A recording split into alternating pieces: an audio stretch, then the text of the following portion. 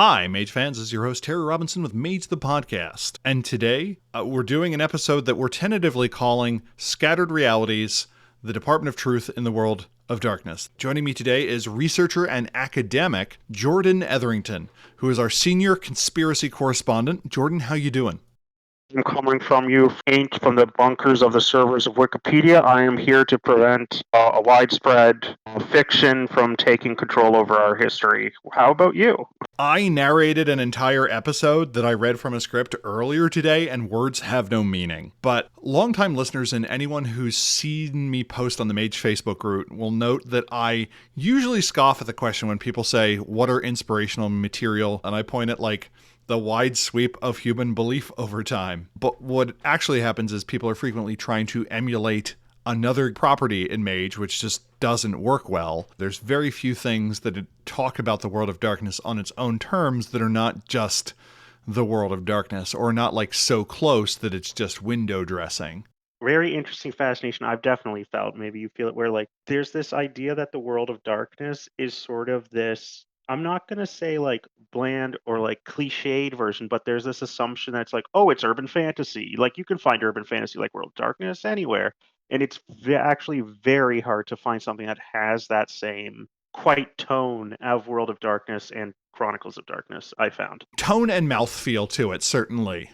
It is much more than the sum of its parts, I'd say. And it's not a setting where it's like Super Friends, and that tends to happen when I run into urban fantasy.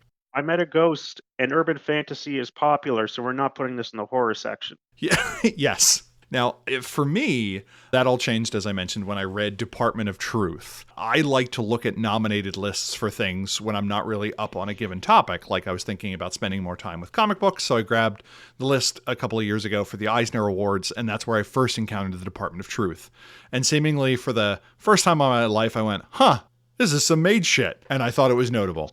I had much the same experience. We're vibing enough that you were like, someone else needs to know. So you sent me an entire copy of the omnibus, and I'd been in a bit of a reading funk, but I just devoured Department of Truth over 2 days. And these are big omnibuses. This puts the bus in omnibus. But I guess the first thing is, how much are we going to be spoiling? And the answer is all of it. So if you don't want to be spoiled, stop. None of it. And also none of it. Jordan's completely right with that. But I don't know about you, but if I see a spoiler about something I'm not already familiar with, it doesn't mean anything. If I say to Jordan, turns out the division head is Jed Colic, that doesn't mean... No. Exactly. That doesn't mean anyone to anyone. Also, it's a comic. We can't spoil the art for you. Some of the comic, even the descriptions and explanations and stuff requires visuals. I don't know about you, but this is just full of haunting visuals for me. The alternative cover, which just shows a picture of Richard Nixon on a TV set, on the moon.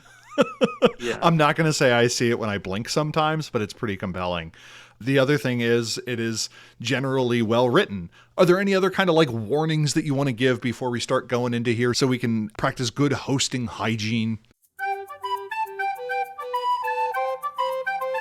This is Editing Terry from the future. The content warning Jordan and I go over here is for the Department of Truth series itself and not for our discussion of it. We will bring up the Satanic Panic, but we will never go into any details beyond the media allegations that occurred during the Satanic Panic. We also discuss Bigfoot, the Kennedy assassination, faking the moon landing, UFOs, and a few other things as well in this episode.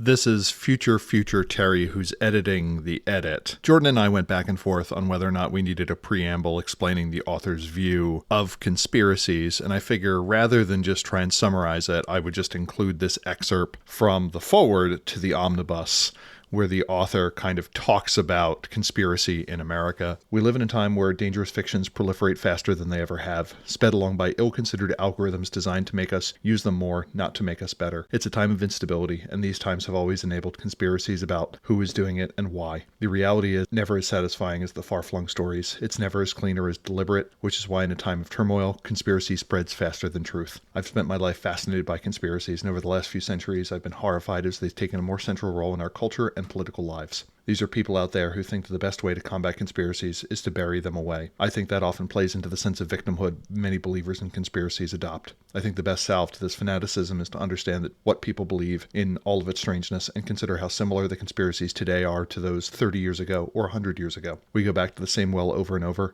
and understanding those patterns gives us more power to resist their thrall. But ultimately, the Department of Truth is a horror story, and I don't write horror to heal. I write it to probe what makes me uncomfortable about myself, my country, and the world, and I can't imagine a language better to confront the strange stories we'll tell about ourselves than the language of conspiracy theories. I figure I'd read that author's statement before you go out and pick up something you may or may not enjoy. And with that, I offer you the jaunty flute outro.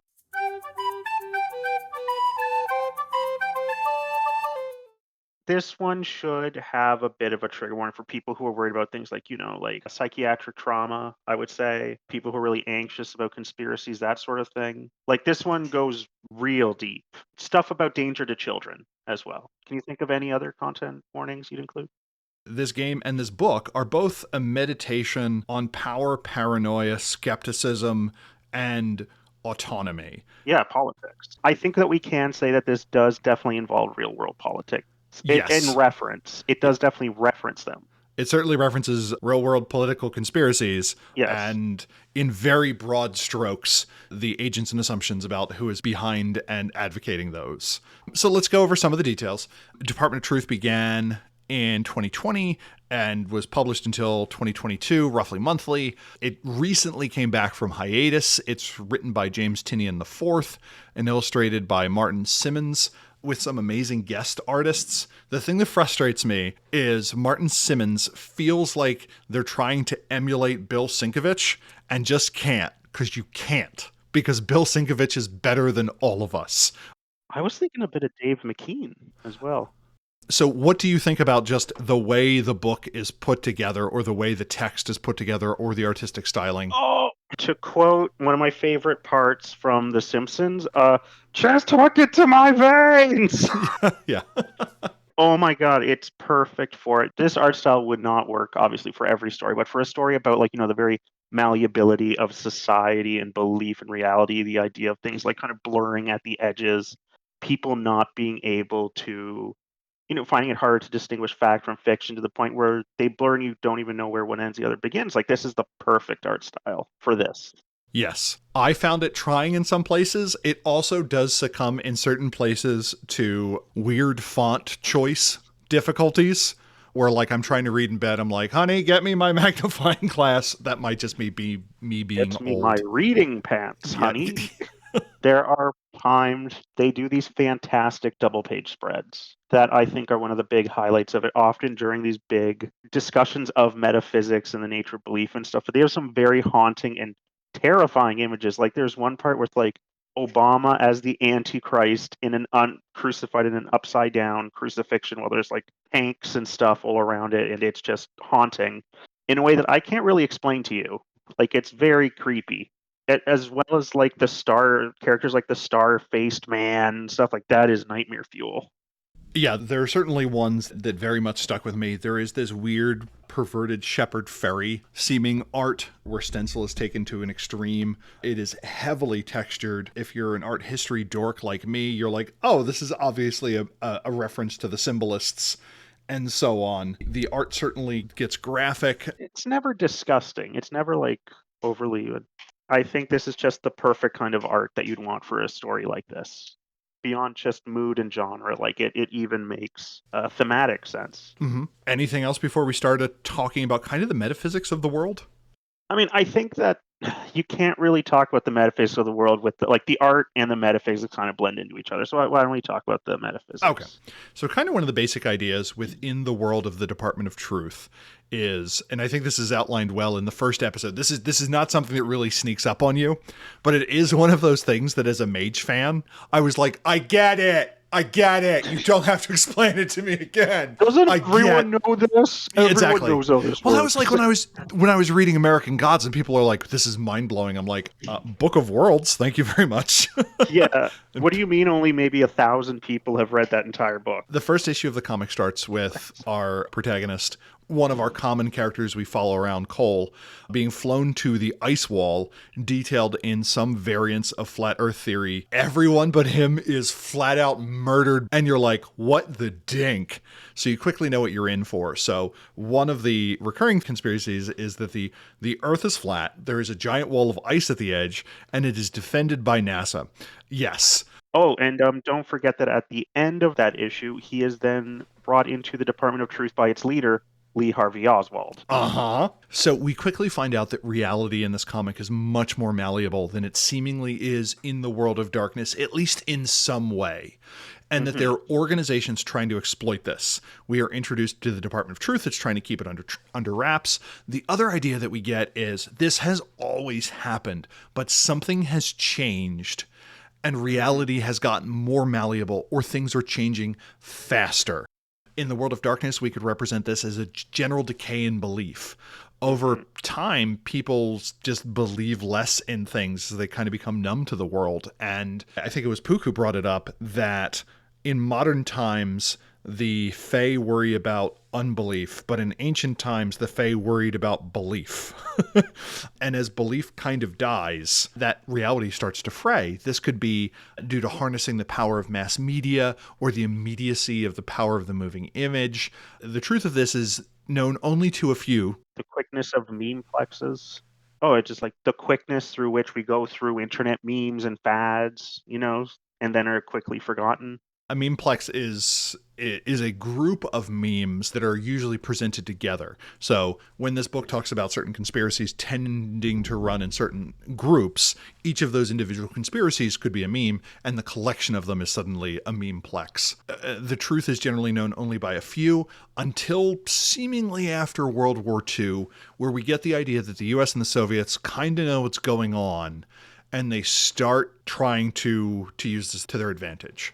Another idea given in the book is that something happened with the atomic bomb. Like that in some way either damaged reality or kind of just the idea, the symbolism of the atom bomb, of something that can like of humanity having enough power to destroy the universe, has changed the nature of belief in some way. That could be easily shown in Mage, of course. And I would say that like you would definitely want to make it tinged with some form of unease, not just, oh, paradoxes are harder, right? And I think it's interesting that we could posit a moment in history, like the first time the Earth was circumnavigated. And that is one of those first great world-changing moments. And then the atomic bomb becomes the next great moment. Maybe the first one allowed for the existence of sphere magic, and the second one allows for this more mundane kind of thing. Another thing that's kind of interesting to me is they recur. It's not like once and done. We get the idea that there are reptoids below the Denver airport and Lucifer, and the art depicted there commonly making it a site for conspiracy or conspiratorial belief, and that they need to periodically go in there and clear it out. Enough people believe there's a secret world government beneath the Denver airport controlled by reptoids that there's reptoids. Among other things. Yeah. And they have to periodically go through it and clear it out. Again, the Department of Truth, the agency we follow, seems to see these things happening more and more, and we're not sure why. This to me is the big technocracy energy of this text. There was a world that they could kind of keep up with. Maybe they messed with something they shouldn't have, and now they can't. Yeah. As well as a very weird sort of alternate technocracy thing that's sort of running circles around them. And we also get the idea that there are other organizations doing that, some that seem to be doing it really well. And again, what could this create in the world of darkness? Maybe unbelief just stops being as potent. Paradox increases and weirdness increases. We get the revised idea that reality is in some way winding down. It just can't hold it. You could posit a Metaplot event that a number of very powerful marauders attempted to return and were just shattered by the consensus. And these little blobs of madness hit reality, and when they're near immortal with a particular conspiratorial belief, they manifest. This could be a case of leaking quintessence from the digital web or alternative reality that has gotten through. This could be a result of too many nodes opening up and suddenly these belief finding form. Maybe something happened in the astral. Yeah. We could have had some astral event. I like the idea that the incarnate attempting to become more active and more directly meddle in the affairs of mortals in an attempt to upstage one another in the high umbra, which causes them to change. And in response, so do their agents. Something else could be straining at reality, like the return of the antediluvians or something like that, and there just isn't enough to prevent it from stopping. And then we learn about something called fictions. What are fictions, Jordan? Thank you. So fictions are what they refer to, they generally use it to refer to animate entities that are produced by this change in belief. Like a bunch of reptoids in an underground base are technically fictions as well. It's usually used to refer to things like animate versions of Bigfoot, for example, like when there are Bigfoot encounters. Those are also produced by enough belief in it. A difference, though, in the world of darkness is that these are not like bygones. These things are nasty. They are generally described as like scars on reality, and encounters with them are very harmful for sleepers. They are often aggressive and dangerous, but also damage people's mental state. And seemingly not just damage them, but damage them in such a way that it draws a connection that they can take power from. Yes. But also induces them to like continue to try to follow them again and again. Yeah. Yeah. So needless to say, it's almost the opposite of delirium, Hmm. where delirium is no, no, no, I didn't see anything. This is no, I saw something. And now a character that maybe spent 3 or 4 hours a day watching television, playing video games online, is now obsessively searching the woods Yeah. for Bigfoot until they come home exhausted Yeah. each day and lose their job. And it eats more and more of their life too. Yes. And that is what powers them. So we have this kind of anti delirium running around Yeah. in the world. Yeah, and again, like far from say dissonance or vulgarity damaging them, it just reinforces their existence. Actually, it would be like if your bygones, like your bygone dragon friend, landed in Central Park, and instead of being torn apart by the weight of disbelief, it in fact like spread belief like a virus. Mm-hmm. So I go out, I find this weird thing, I tell my friends about it. Maybe most of them dismiss me as being ridiculous, but one starts going out and trying to find this entity in the woods. I think the Yeah. most haunting section for me was probably the Roswell incident, the alien visitation one. That was the Yeah. one that kind of got stuck with me. So for me, it was Bigfoot. That was heartbreaking. Yes, we get the story of a character who is a literal tinfoil hat wearer that is warned about what he has seen. A alien visits, communicates telepathically, and that voice kind of never leaves him. And he is now an employee for the Department of Truth. And the question is, was that just another fiction, or is there something else going on there? Are there multiple types of odd entities? What's the difference? Yeah. And I like the idea that, like, one, this does two things. This gives us a unified cosmology. Every other line in the World of Darkness, at least in your Mage game, is just these weird entities that have been able to get enough people on board that they're able to self perpetuate. Or what do vampires do? What do Canites do when they encounter these kind of weird pop culture vampires that Hmm. pop up? Or mortals suddenly have the ability to resist some of their powers but not others because of this pop culture interpretation of it. Garlic starts actually damaging them, for example. Yes, but at the same time, that maybe because of Twilight, they gain a limited kind of resistance to the sun. They're able to be out. They're able to be sparkly vampires. Oh, that'd be terrible for them. That'd be terrible for the masquerade. Oh, but another thing to keep in mind, which I think we actually missed when describing the metaphysics, these changes are retroactive. That's a very important thing to keep in mind. Once narrative hits, so it seems that like because they hit the ice wall, for example, but that didn't actually result in the Earth becoming flat. There can be echoes of sort of belief that are sort of localized, right, before it full on replaces the sort of cosmic narrative, let's say. But once that narrative is changed, it is retroactive. It was always this way. Or enough of reality changes so that there has always been evidence for this. And again, Hmm. that brings up a question of kind of what's the difference? Yeah. So vampires have always would have simultaneously like now that they've become like fathered sired by Cain, they have simultaneously always been sired by Cain. For example, Like that would have been what would have happened. We also get the idea that there is some other way of directly interfacing with this power of manipulation, and that to do so has resulted in something happening. We get the character of the woman in red, Babylon. Babylon. We get the line from the alien, the working has begun again, doors are opening, you will see her, and you will see nothing. And this is the character in tinfoil interfacing with the alien. That once people know that this game of the malleability of reality exists, people start trying to interface with it directly. And we kind of get two levels of interaction with this. One is you promulgate a conspiracy to the point where it becomes true. And the example that we get of this is more or less Nixon having Lee Harvey Oswald make the moon landing. No, he has Stanley Kubrick make the law. Pardon me, he has Stanley Kubrick fake the moon landing. And then we get the Babalon working. What was that? That was a real life working between, which obviously had different results, between L. Ron Hubbard and Jack Parsons, the rocket scientist. Yes. And I would like to note that for the canon of this show, I want to try and establish it that Jack Parsons, somehow, every group in Mage has records of him being a member of them. Oh no, it's a Rasputin situation. Cultist of Ecstasy, Celestial Chorus, Sisters of Hippolyta. Well, they don't think it's necessarily true. They don't all claim him, but they all have. No. They all. So... They all have records, though. You're like, oh no, son of a gun, he was a dream speaker. How about that? What? He's even got a membership card. But I cut you off on the Babalon working. Jack Parsons is a high level weirdo in real life. Like, look him up. It's fascinating.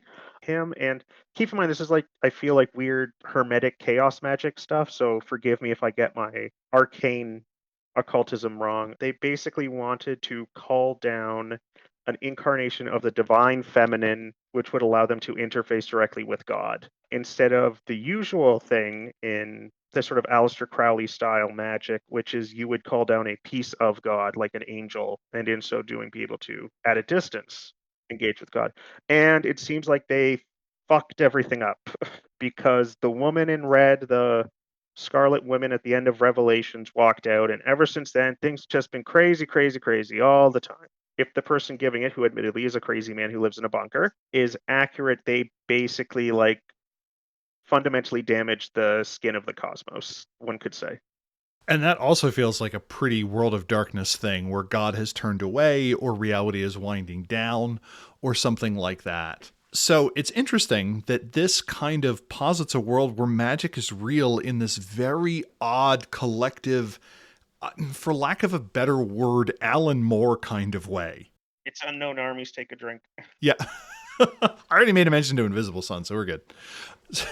So we're equal on that. But yeah. At first feels limiting, but then when you look deeper, it's really not. Like, it is incredibly Mage. As Jordan mentioned, it does feel very unknown armies, that frequently it is the case that if a culture has magic, there are a couple layers of it. One is a layer of secret knowledge, which allows you to observe the unobservable. So, for instance, court astrology was very common. The stars dictated what humans did, so it was perfectly fine to look into the heavens to peek. Problem is when you start using magic to influence those things, to make things turn against their nature. This is why the Greeks considered magic to be strange and different, that Hecate and Circe were special because they were the only ones that had the ability to change the nature of things. It's like the difference between covert and vulgar magic, if you think about it. To me, this is almost just the difference between the first dot and the second dot. I am merely gaining more information versus I am now starting to influence the strings of reality.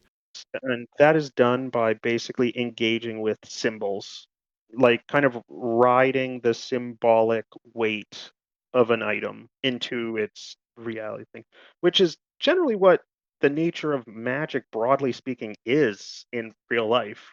Yes, in a lot of more modern traditions or modern inflected traditions, using that. And you bring up magic and we bring up groups. What are kind of the major agents that we find out are engaged in this, for lack of a better term, war for reality? So, yeah, we will talk more about magicians later because they are deep into it. So first there's the Department of Truth, which is a American top secret department that is engaged in maintaining the narrative of the world in such a way that is advantageous for America and maybe as a distant second, if there's time, the rest of the world. Yes, it certainly is initially presented that these are the unabashed good guys preventing intrusions into reality.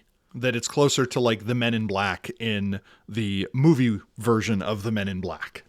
Yeah. Then there is Black Hat, which they are the nefandest to the Department of Truth's technocracy, right? I think you can see they are a hacker collective group that constantly inserts, how can I put this? Inserts misinformation to the collective unconscious in such a way as to increase belief in. But they also represent this weird radical independent view that basically says if humanity can believe into anything into existence, why not let them? Like, if we can believe free energy into existence or translate travel, why not let us? So, Yes, but they won't do that.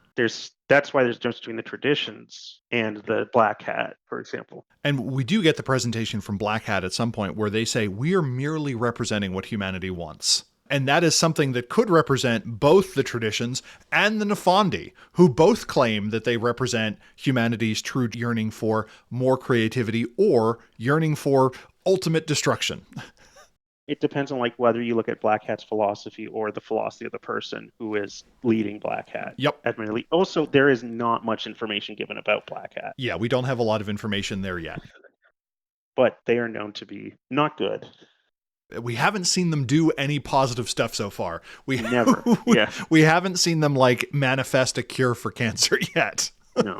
Then there's the Illuminati, which is also again very mysterious, but seems to be drawn from the Roman Empire, like draw back from the Roman Empire of people who also have knowledge of sort of the narrative workings of reality and seek to prevent people from using it to gain too much power and haven't been doing a very good job. No. The first example I think we get of this is the missing Middle Ages theory where more or less, what is it, a kind of a monk knight has to visit her as kind of a test.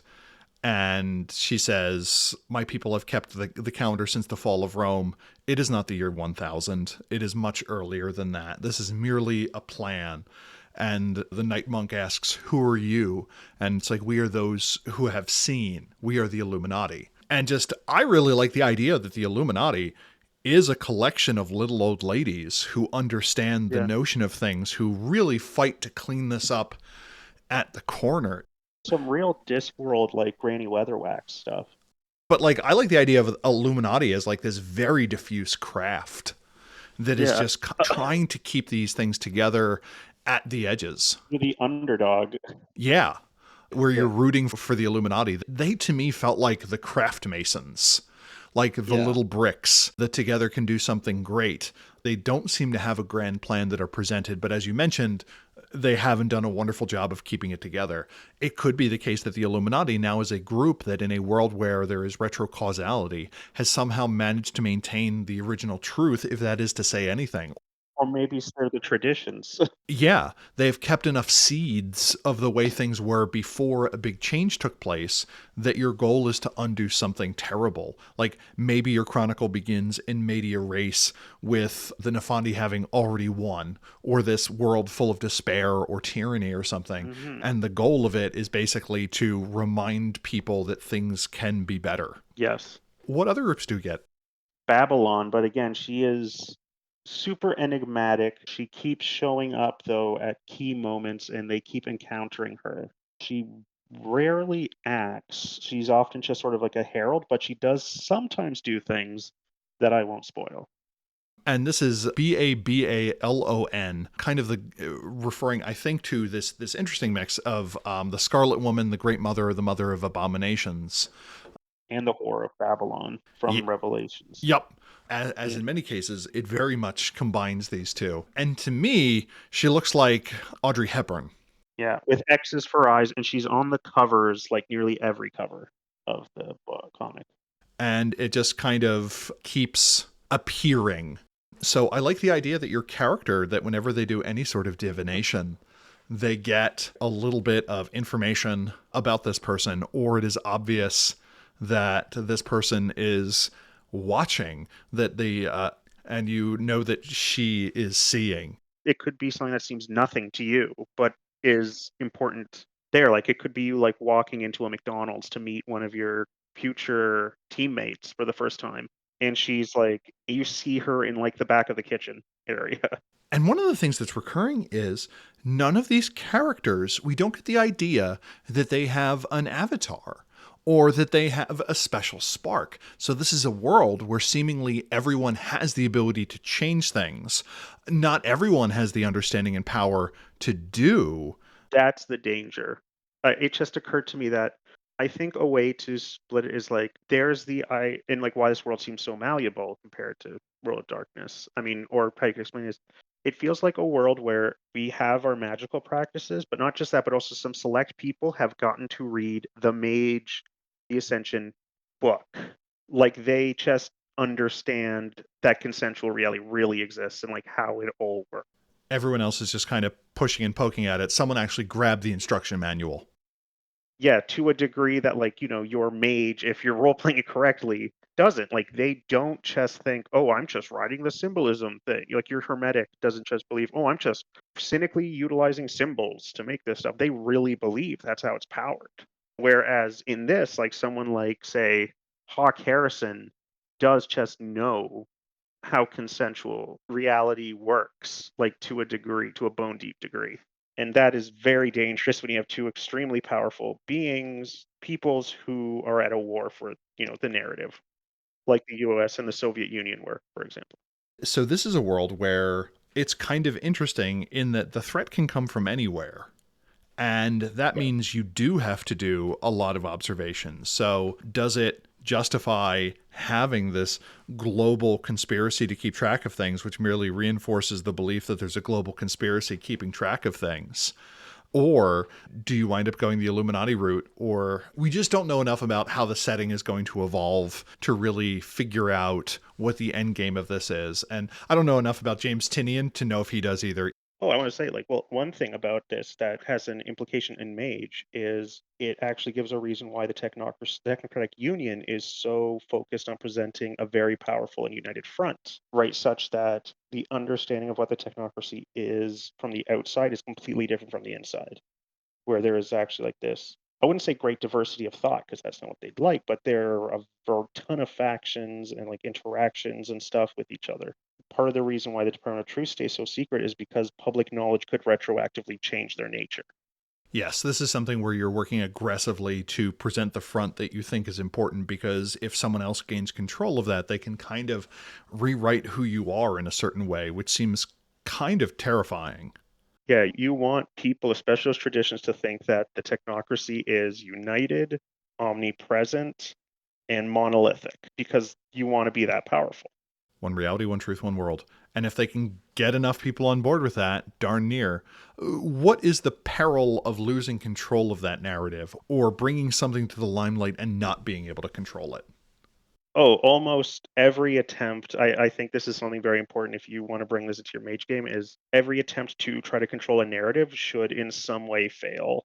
Not necessarily fail to the degree that like your objective is failed, but it should introduce an unpredictable element because nearly every attempt in Department of Truth so far, even when it's worked, has led to some kind of regrettable or like unforeseen consequence. Whether it be Hawk Harrison's attempt to create the black helicopters, literal black helicopters as a magic ritual, using conspiratorial belief leading to Waco and Ruby Ridge.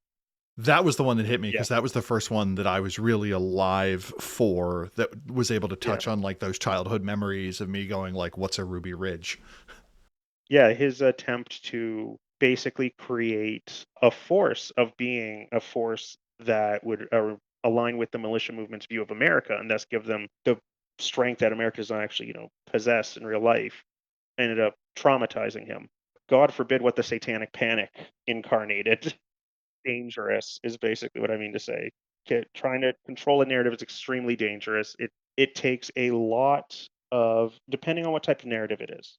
The moon landing, for example, was faked because it was restricted to a lot of very specialized people. And it was something that trying to fake something that the greater sort of collective, American collective wanted to believe in already.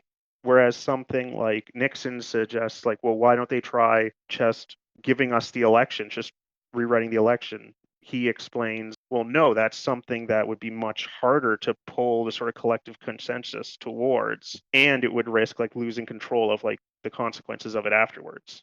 So, like, to me, the rules are you have to be real close to unanimity before you can do it safely. The further you are from kind of total control, the more high risk, high reward it is. Every attempt to directly manipulate the narrative results in a backlash of some sort, usually in the form of an intelligent entity.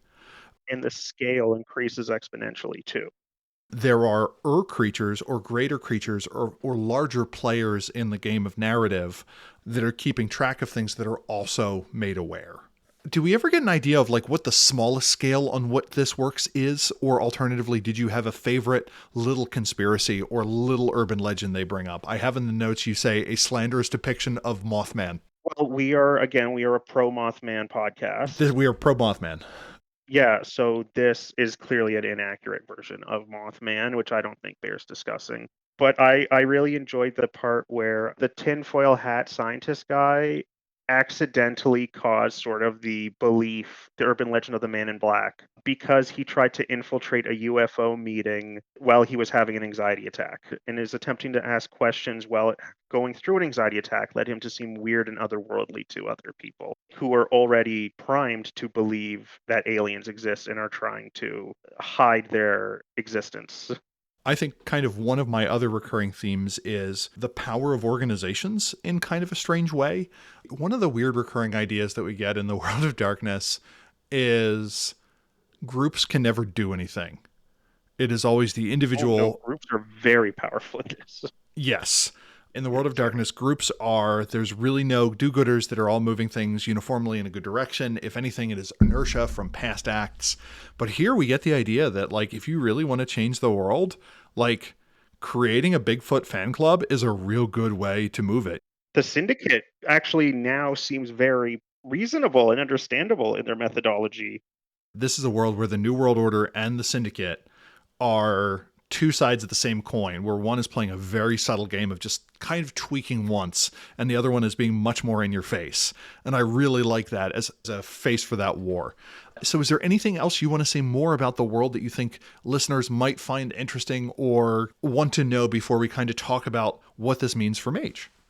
One of my favorite things about the comic is that when they describe specific conspiracy theories, they go deep into them and they give very good analysis that, I know I've been acting goofy, but I am an academic at heart, and it really makes my brain happy to read about, him drawing these really interesting connections between, say, the Satanic Panic and the Blood Libel, for example, or going over the history of the militia movement in the US and how it tied to the Cold War. Those are great.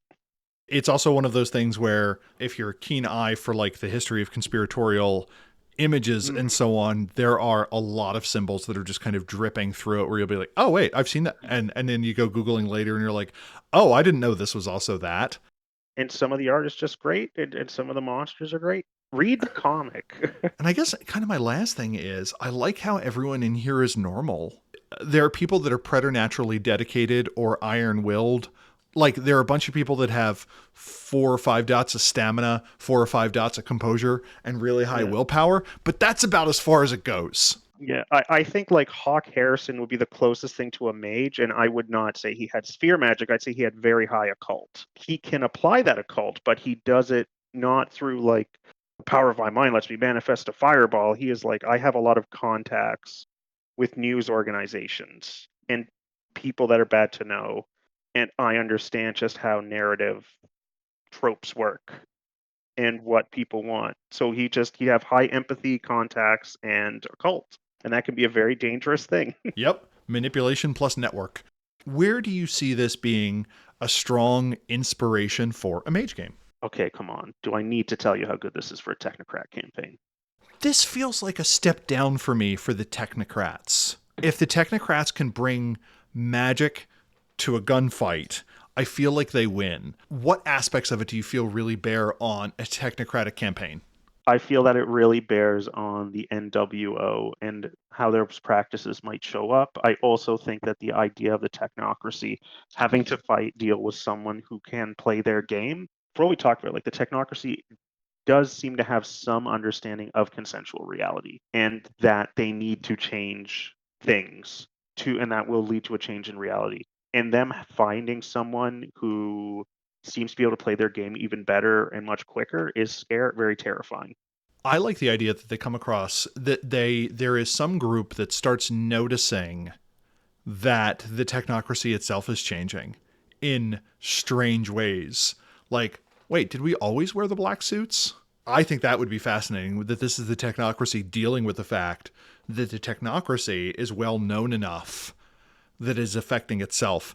And this can go in some wildly different ways. One would be the idea that the technocracy changes its affect, it changes its regard, it changes what it looks like, it switches to looking like college. But there's still enough belief that it's now the technocracy kind of fighting this former shadow technocracy, and we get this weird... Like some kind of threat null, one could say. Yeah, that exists on this side. The other one to me is, it's one of those things where it's like, no, I don't think you understand how subtle we have to be with our operations.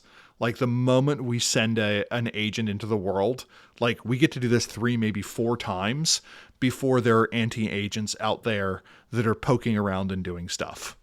It's not necessarily a step down in the sense of they would much rather use a very light touch.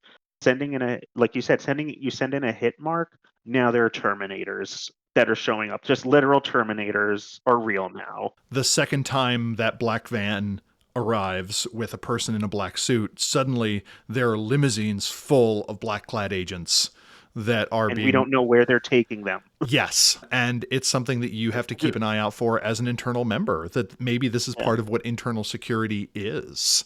I think that these make very fun paradox manifestations.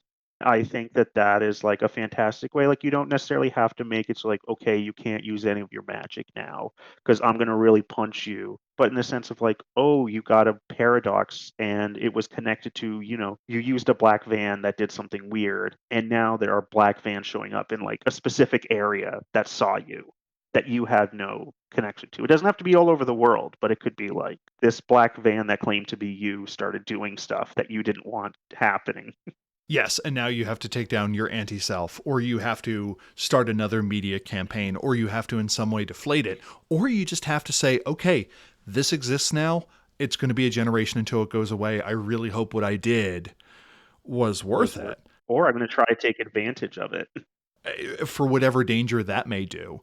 A ton. Yeah.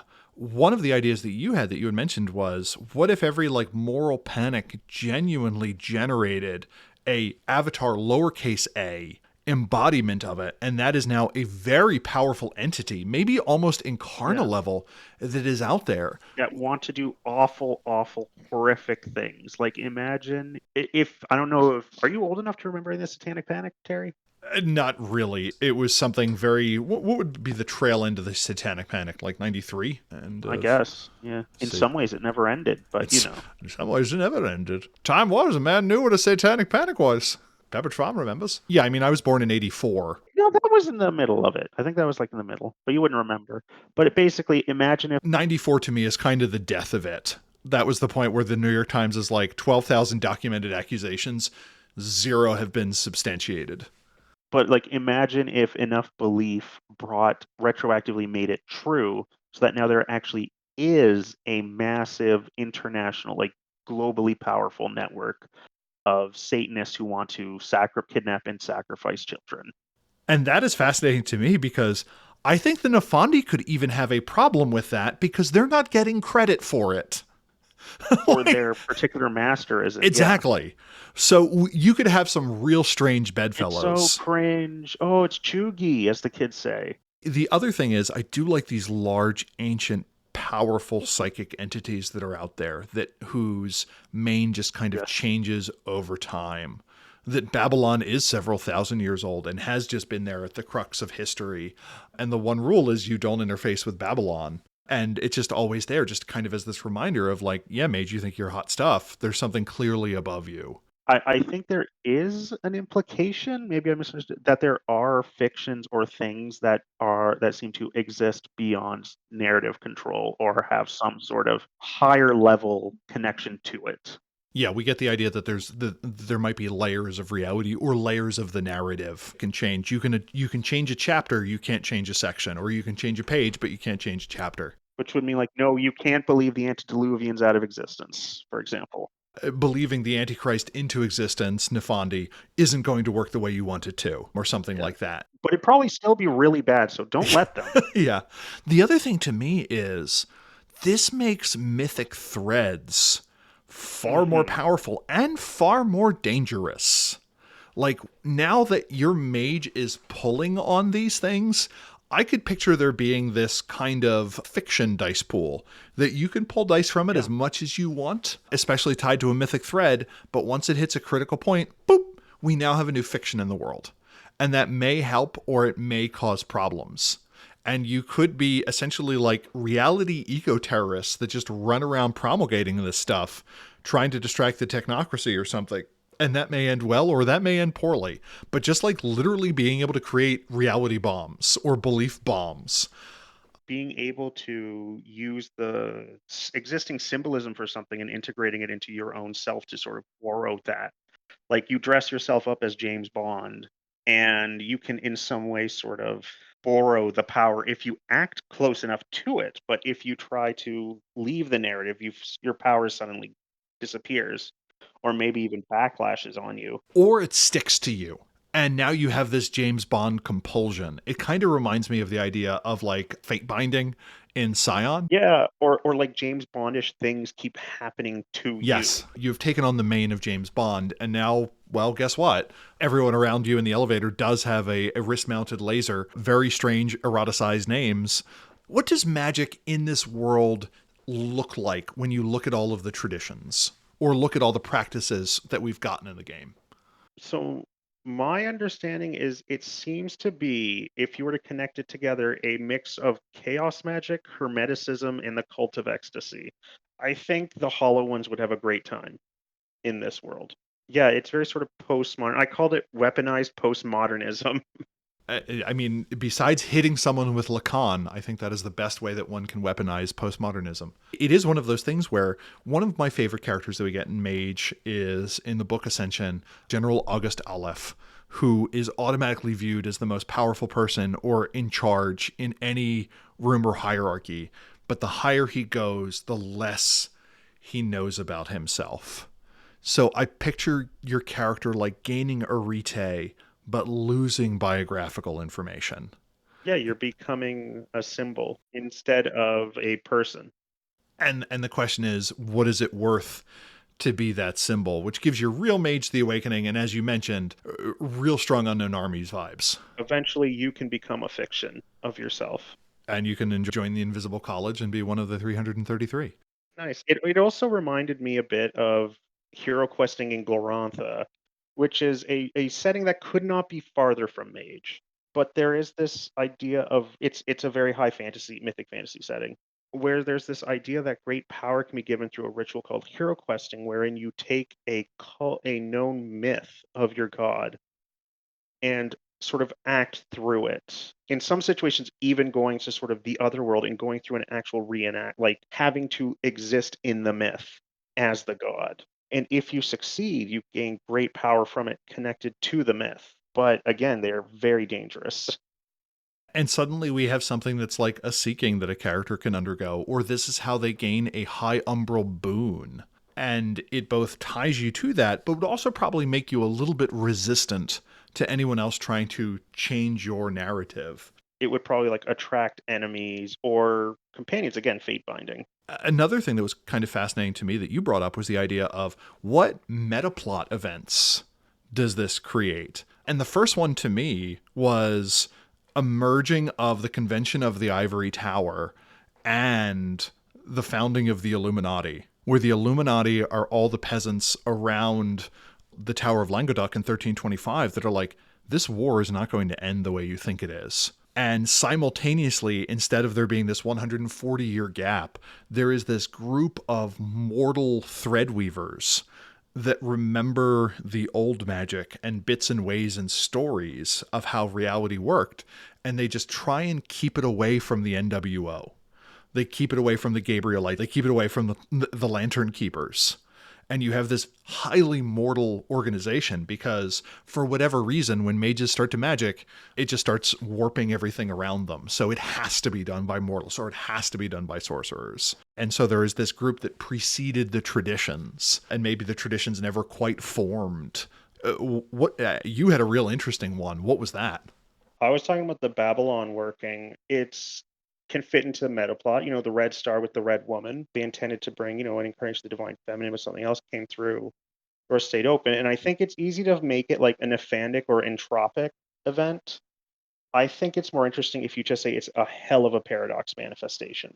But the idea of paradox in some way leading closer to the end of the world is, I think, very interesting because I feel like by the end, paradox kind of got a little pushed to the side. It became more of like an occupational hazard and a fear of the cosmos. I like the idea of the Babalon Working, the woman in red stepping through, kind of being humanity indirectly had the ability to manipulate narrative, and narrative responded to what humans did.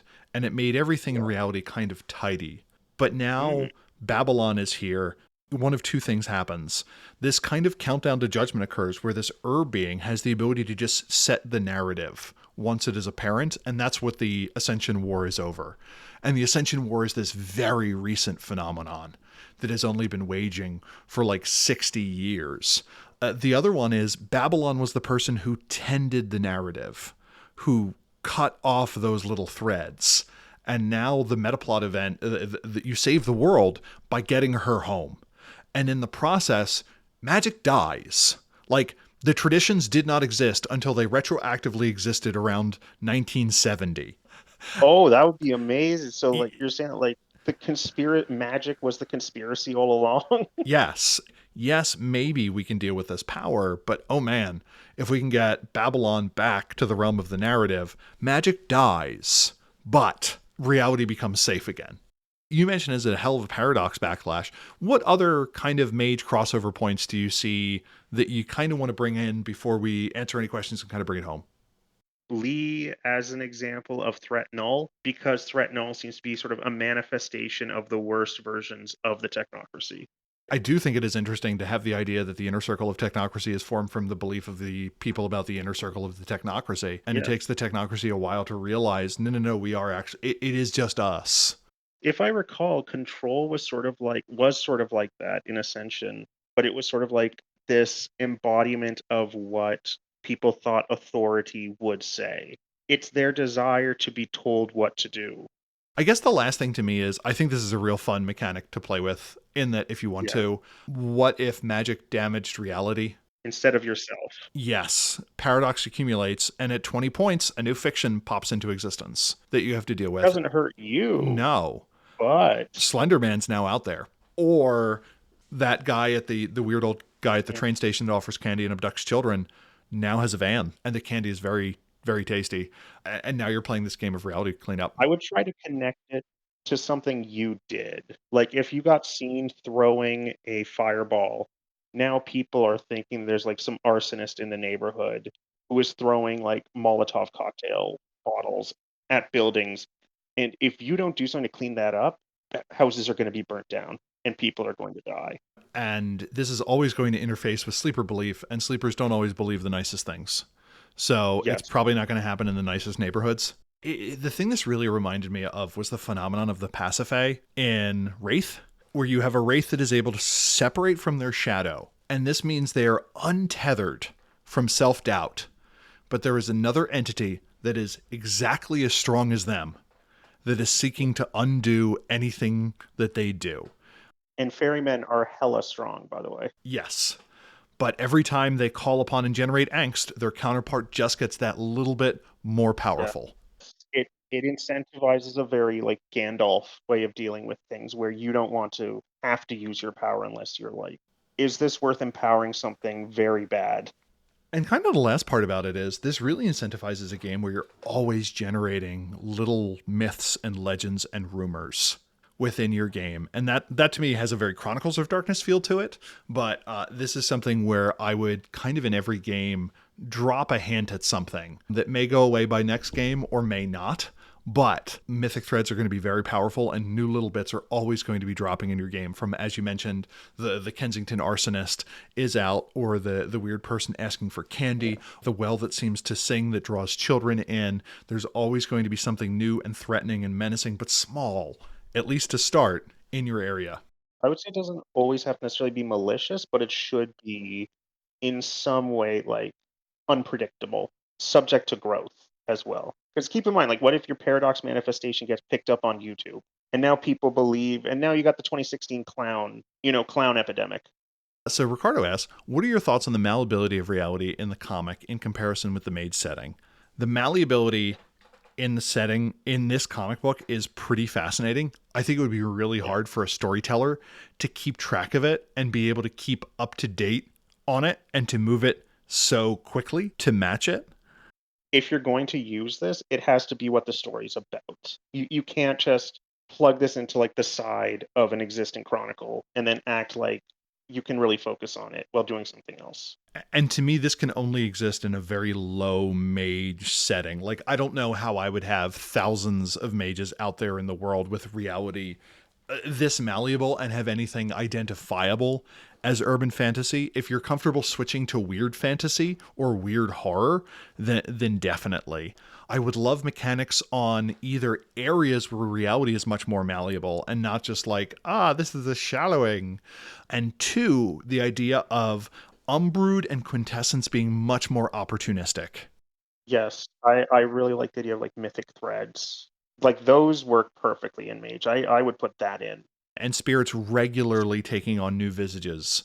I imagine that this would also make the astral reaches much, much, much more important. Whereas usually they get kind of short thrift compared to, say, the underworld or the Umbra. Like the high realms are where things are going on now. And that would be the mage version of trying to interface with the narrative directly, and what happens in those courts and what happens when you try and directly modify the epiphany.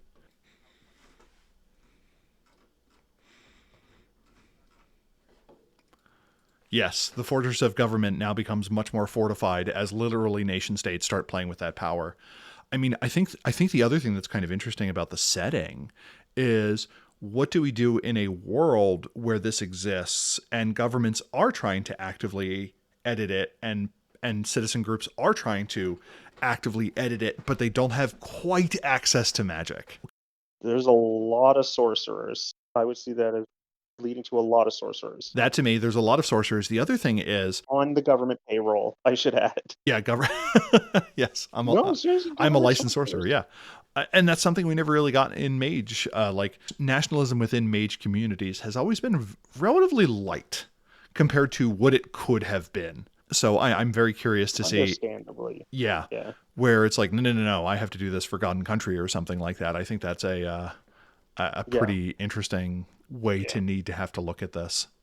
Do you think that in the world of Department of Truth, you can throw fireballs if you got enough people to believe you could? Not in Mage, in the comic. I'm going to say yes, but in the process, the entity who does it becomes the fireball man and ceases to kind of be themselves. Like, Yeah. we never get an example of a character that is human that can do more than a human can. Whenever there's Yeah. an entity that does more, Or it would split off, or a version, the Fireball Man would split off from you. yes, or something like that.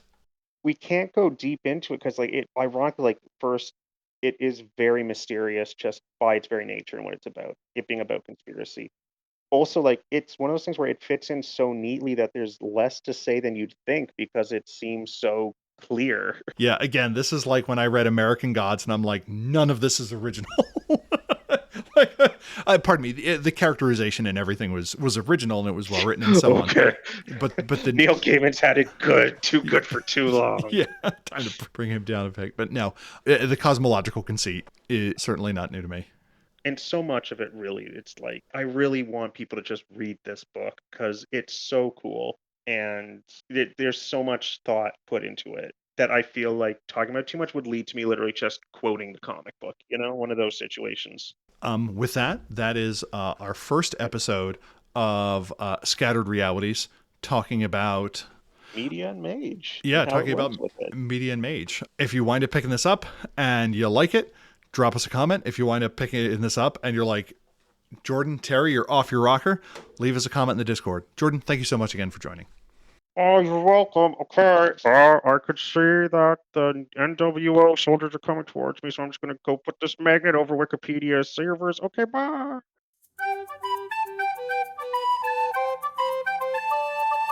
This has been Mage the Podcast, where if you say you've always listened to us, now that's retroactively true. Also a note, the jaunty flute outro is an excerpt from Splashin Around by Green Orbs, which is a song I heard on YouTube once, and it has been stuck in my head for a month. And now maybe it's stuck in yours. The show's been brought to you by its executive producers. You can join them at patreon.com/MageThePodcast. First, we have the oracles of the following things. Ben Bendelow, oracle of believing ice cream into existence at the end of a mediocre meal. Buck Gregory, oracle of willing a spare key to your home because you forgot where you put yours. Christopher Phillips, oracle of realizing that crappy decaf is a conspiracy and good decaf exists. Guy Stewart, oracle of the realization that the impressive part of being a tinfoil hat wearer is finding tinfoil in this world of aluminum foil. Jay Widener, oracle of recognizing that Denver Airport would be a terrible place for a global reptoid conspiracy as it's far too cold for them. Josh Hillerup, oracle of remembering that if you're going to go cryptid hunting, to dress warmly and bring the kids along if it's safe. Mikhail, oracle of wondering why the alien in the Department of Truth had these real full Kim Kardashian-like lips in some frames. Puka G, oracle of the Babalon Working being the next album by the unrelated Alan Parsons project. Sean Gallagher, oracle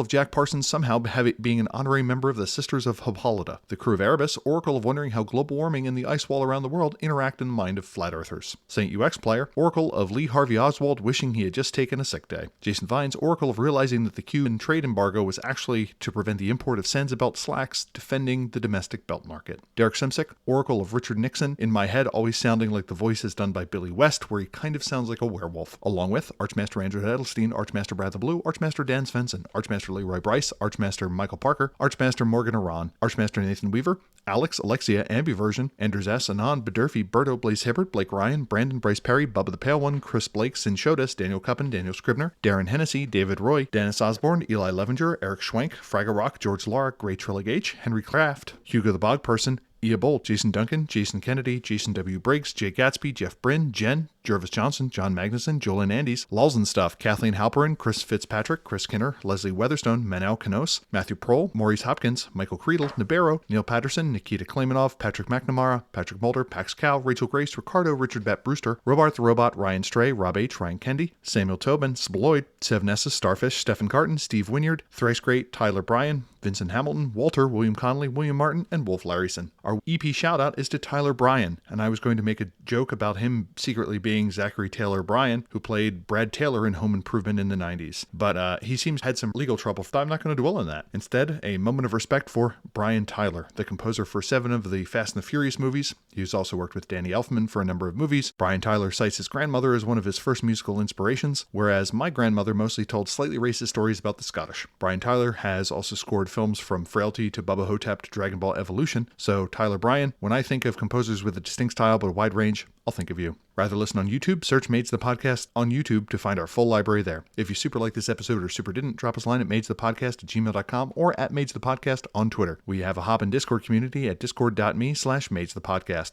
Mage the Podcast is also on Mastodon at dice.camp under at Mage the Podcast. If you like us, please give us a review of the platform of your choosing or tell a friend about us. Also go to magethepodcast.com for show notes and all of our previous shows. Now go change reality. Bye.